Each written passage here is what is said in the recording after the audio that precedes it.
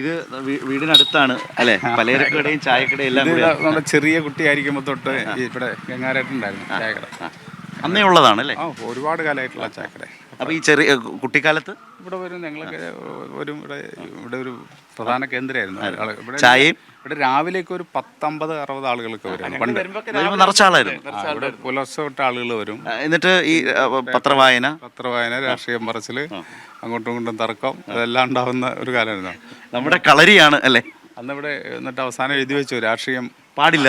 ഗംഗാരേട്ടൻ അല്ലേ ഒരു വലിയ പാതകം ചെയ്തു അല്ലേ? അല്ല, എന്നാലും ആളുകളതൊക്കെ പറഞ്ഞിരുന്നു, രാഷ്ട്രീയമൊക്കെ പറയുകയൊക്കെ ചെയ്യും. അപ്പോൾ അങ്ങനെയാണ് ഇവിടെ ആ ഭാഗം ഉണ്ടായിരുന്നുള്ളൂ. ഇത് പിന്നീട് എക്സ്റ്റെൻഡ് ചെയ്തു. അന്നും ചായയൊക്കെ ഉണ്ടായിരുന്നു. ഉണ്ട്, ചായയും പലചരക്കടയാണ്. ഏറ്റവും ഇഷ്ടപ്പെട്ടത് ഇവിടുത്തെ ഫേവറേറ്റ് ഏതായിരുന്നു? ഇവിടുത്തെ പുട്ടും കടലയും പിന്നെ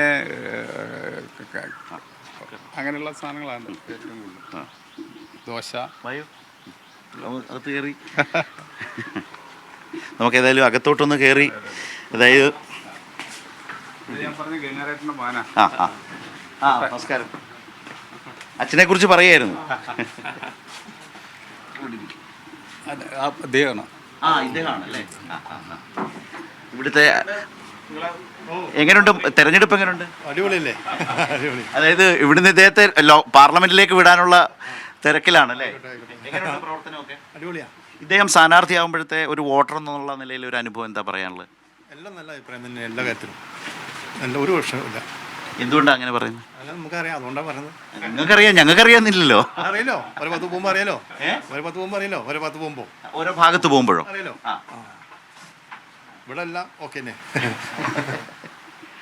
പിന്നെ അപ്പം ഇവിടുന്ന് ഇത് നമ്മുടെ ഒരു വളർച്ചയുടെയും രാഷ്ട്രീയ വിദ്യാഭ്യാസത്തിൻ്റെയും ഒക്കെ ഒരു കേന്ദ്രം കൂടിയായിരുന്നു. ചെറുപ്പത്തിൽ ഇവിടെ എല്ലാ ആൾക്കാരും വരും, വന്ന് ചായ കുടിച്ച് വർത്തമാനം പറഞ്ഞ്, ചിലപ്പോൾ തർക്കങ്ങളുണ്ടാവും, വഴക്കുണ്ടാവും. അടിപിടിയൊന്നും ഉണ്ടാവില്ല, തർക്കം മാത്രമാണ്. ഇവിടെ സീറ്റുകളുടെ ഒക്കെ ഒരു കേന്ദ്രമായിരുന്നു. ഇവിടെ കുറേ നമ്മുടെ സമൂഹത്തിലെ ഒരു ടീമുണ്ടായിരുന്നു ഇവിടെ. എല്ലാവരും വന്ന് ഈ പിന്നെ വളപ്പെന്ന് പറയുന്നത് ചീട്ടുകളി, അതായത് 56 വിളിച്ച് കളിക്കുന്ന കടുക്കനൊക്കെ തൂക്കി പിന്നെ മീശ വരയ്ക്കൽ, അങ്ങനെയൊക്കെയുള്ള ഒരു കാലം ഉണ്ടായിരുന്നു. അപ്പോൾ എല്ലാവരും ഇവിടെ വന്ന് കാത്തു നിൽക്കും. പിന്നെ അവർക്ക് ഞങ്ങൾ ചായ വാങ്ങിക്കൊണ്ട് കൊടുക്കും, വീഡിയോ വാങ്ങിക്കൊണ്ട് കൊടുക്കും. കളിക്കുന്നവർക്ക് അവിടുന്ന് അനങ്ങില്ല. രാവിലെ വരും ടീം, ഉച്ചവരെ ഭക്ഷണം കഴിക്കുന്ന സമയത്ത് എഴുന്നേറ്റ് പോകും. പിന്നെ മിക്കവാറും 2-3 മണിയാകുമ്പോഴേക്കും വീണ്ടും അതേ സ്പീഡിൽ തിരിച്ചു വരും. ഇവിടെ ഒരുപാട് ആളുകളുണ്ടായിരുന്നു. ഒന്ന് നമ്മുടെ കുറുപ്പത്തെ മണി നായരെന്ന് പറഞ്ഞ ആളുണ്ടായിരുന്നു, വിളക്കത്ത ശങ്കുണ്ണിയാർ, ചെന്നൽ നായർ, ഗോപി മേനോൻ, ഗംഗാരേട്ടനും കളിക്കുമായിരുന്നു. പിന്നെ നമ്മുടെ ഒരു പോസ്റ്റ്മാൻ ഉണ്ടായിരുന്നു. പുള്ളി മിക്കവാറും പോയി ഈ മണി ഓർഡറും ഇതെല്ലാം കൊടുത്തു കഴിഞ്ഞ് നേരെ വരുന്ന ഇവിടെയായിരിക്കും. ഡേവിഡ് എന്ന് പറഞ്ഞാൽ പുള്ളി ഉണ്ടാവും. പിന്നെ അപ്പുറത്തൊരു ഫിറ്റർ വേലായുധെന്ന് പറഞ്ഞ ഒരാളുണ്ട്, പുള്ളി കളിക്കാം. പിന്നെ ഇടയ്ക്കെങ്ങാനും ഒരു കൃഷ്ണൻകുട്ടി വേണം ഇടയ്ക്ക്. അങ്ങനെ കുറേ അധികം ജീവിതത്തിലെ ഒരുപാട് അനുഭവങ്ങളാണ് ഇതെല്ലാം അല്ലേ? ഈ അനുഭവത്തിൽ നിന്നാണ് ഓരോ ഉത്തരവാദിത്തങ്ങൾ. ഇപ്പോൾ താങ്കളെ പാർട്ടി ഏൽപ്പിക്കുമ്പോൾ ഈ അനുഭവങ്ങളുടെ ഒരു കരുത്ത് ഓരോ ഉത്തരവാദിത്തങ്ങളെയും ഓരോ വെല്ലുവിളികളെയും രാഷ്ട്രീയ ഉത്തരവാദിത്തങ്ങളെ ഏറ്റെടുക്കാൻ എല്ലാ കാലത്തും ഏറ്റവും അധികം സഹായിച്ചിട്ടുള്ളതെന്ന് തോന്നുന്നു. നമുക്ക് ചെറുപ്പത്തിലുണ്ടായ അനുഭവങ്ങളാണ് എൻ്റെ ജീവിതത്തിൽ. പിന്നീട് വലുതായിട്ടുണ്ടായ അനുഭവങ്ങളല്ല. എനിക്കൊരു 3-3.5 വയസ്സുള്ള സമയത്ത് തൊട്ടുള്ള അനുഭവങ്ങളാണ് എന്നെ ഞാനാക്കിയത്. അപ്പോൾ അതിൽ എനിക്ക് ഈ 90 സ്കൂളിലാണ് ഞാൻ പഠിച്ചത്. അപ്പോൾ ആ സ്കൂളിലെ അധ്യാപകർ കാണിച്ചു തന്ന മാർഗ്ഗങ്ങളുണ്ട്. സ്കൂളിൽ ഞാൻ ലീഡറായിരുന്നു. 7ാം ക്ലാസ്സിൽ പഠിക്കുമ്പോൾ സ്കൂൾ ലീഡറായിരുന്നു. ആ ലീഡറായിരുന്ന സമയത്ത് ഞാൻ സ്റ്റേജിൽ കയറി നിന്ന് അന്ന് ചൊല്ലിക്കൊടുത്ത കാര്യങ്ങൾ ഇനി ചൊല്ലിക്കൊടുക്കാൻ പറ്റുമോ എന്നുള്ള കാര്യം സംശയമാണ്. അതായത് ഇന്ത്യ എൻ്റെ രാജ്യമാണ്, എല്ലാ ഇന്ത്യക്കാരും എൻ്റെ സഹോദരി സഹോദരന്മാരാണ്.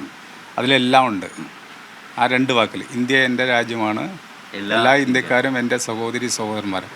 ഇപ്പോൾ അങ്ങനെയല്ല, എല്ലാ ഇന്ത്യക്കാരും എൻ്റെ സഹോദരി സഹോദരന്മാരാണ് എന്ന് പറയാൻ പറ്റാത്ത മാനസികാവസ്ഥയിലേക്ക് മനുഷ്യനെ കൊണ്ടുപോകണം. അതൊരു വലിയൊരു സങ്കടകരമായിട്ടുള്ള ആ കാലത്താണ് പാർലമെൻറ്റിലേക്ക് പോകുന്നത് അല്ലേ? അതായത് ഈ ഞാൻ പറഞ്ഞല്ലോ, ഇത് ബാക്കി അതിന് വലിയ വ്യാഖ്യാനമൊന്നും കൊണ്ടുണ്ടോ. 2 വാക്കിൽ ഇന്ത്യ എൻ്റെ രാജ്യമാണ് എന്ന് പറയുന്നതോടുകൂടി തന്നെ ഉള്ളു പെടയുന്ന ഒരു അന്തരീക്ഷം, വേദന ഏറ്റവും അധികം ആകുലത തോന്നുന്ന കാലമാണോ? നമ്മൾ ജാതി മതം അതുപോലെയുള്ള സങ്കുച ചിന്തകളാണ് നമ്മളെ നയിക്കുന്നത്. വിശ്വാസത്തിൻ്റെ പേരിലാണ് മനുഷ്യനെ ഭൂരിപക്ഷത്തെയും അടക്കിയിടുന്നത്. അപ്പോൾ അത് വീണ്ടും തിരിച്ചു കൊണ്ടുവരാൻ അതിനെതിരായിട്ട് ഫൈറ്റ് ചെയ്ത് നമ്മൾ മുന്നോട്ട് വന്നതാണ്. വീണ്ടും തിരിച്ചുപോക്കിന് വേണ്ടിയിട്ടുള്ള ഒരു അന്തരീക്ഷം ഒരുക്കുകയാണ്. ഓക്കെ. അപ്പോൾ സ്ഥാനാർത്ഥി ഒരു കട്ടൻ ചായ കുടിക്കുമ്പോഴേക്കും ഇവിടെ ഇവർക്കൊപ്പമുള്ള രണ്ടുപേരോടും കൂടി സംസാരിച്ചില്ലെങ്കിൽ ഞങ്ങളോട് സംസാരിച്ചില്ല എന്ന് വേണമെങ്കിൽ പറയാം. എങ്ങനെയുണ്ട് തെരഞ്ഞെടുപ്പ്? എങ്ങനെയുണ്ട്? കുഴപ്പമില്ല. ആർക്കും കുഴപ്പമില്ലെന്ന്? ഞങ്ങൾ പാർട്ടിക്കാർക്കും കുഴപ്പമില്ല. പ്രചരണം എങ്ങനെയുണ്ട്? അത് ശരി. അപ്പോൾ ഈ ആലത്തൂരിലേക്ക് ഇദ്ദേഹം സ്ഥാനാർത്ഥിയാകുമ്പോൾ വോട്ടർമാരെന്ന നിലയിൽ നിങ്ങളുടെ ഒരു പ്രതീക്ഷ എന്താണ്? ഒരു ഇവിടെ സിറ്റിംഗ് ഇപ്പോൾ UDFൻ്റെ MP ആണ് നിലവിലുള്ളത്. ഇദ്ദേഹം മന്ത്രിയായിരിക്കെ തന്നെ ഈ ഒരു വലിയ ഉത്തരവാദിത്വത്തിലേക്ക് അദ്ദേഹത്തിൻ്റെ പാർട്ടി ഏൽപ്പിക്കുന്നു, വരുന്നു, മത്സരിക്കുന്നു. അല്ല, അദ്ദേഹം ജയിക്കും എന്തായാലും. അദ്ദേഹം ചെയ്തു വെച്ച പ്രവർത്തികൾ അങ്ങനത്തെയാണ്. നമ്മുടെ ഈ നാട്ടിലെ വികസന പ്രവർത്തനങ്ങൾ അങ്ങേയറ്റം വളരെ പിന്നാക്കമുള്ള ഒരു മേഖലയായിരുന്നു. വിദ്യാഭ്യാസ രംഗത്തും ആരോഗ്യ മേഖലയിലും കാർഷിക മേഖലയിലും പശ്ചാത്തല മേഖലയിലും ശരി, റോഡ്, പാലം, ഇതൊക്കെ അദ്ദേഹത്തിൻ്റെ എല്ലാ രീതികളിലും അദ്ദേഹത്തിൻ്റെ കയ്യിൽ വന്നിട്ടുണ്ട്. എല്ലാ പുരോഗമനത്തിലും അവിടെ. അതായത് ചേലക്കരയുടെ MLAയിൽ നിന്ന് ആലത്തൂരിൻ്റെ MP-യിലേക്കുള്ളൊരു യാത്രയാണ് അല്ലേ? അതിനിടയിലുള്ള ഒരു സമയത്താണ് നമ്മുടെ സംസാരം. പിന്നെ എന്തായാലും കേന്ദ്രത്തിൽ ആളെ പോലെ ഒരാളെ ആവശ്യമുണ്ട്. എന്തായാലും ഇപ്പോഴത്തെ അവസ്ഥയിൽ ആവശ്യമുണ്ട് ആളെ.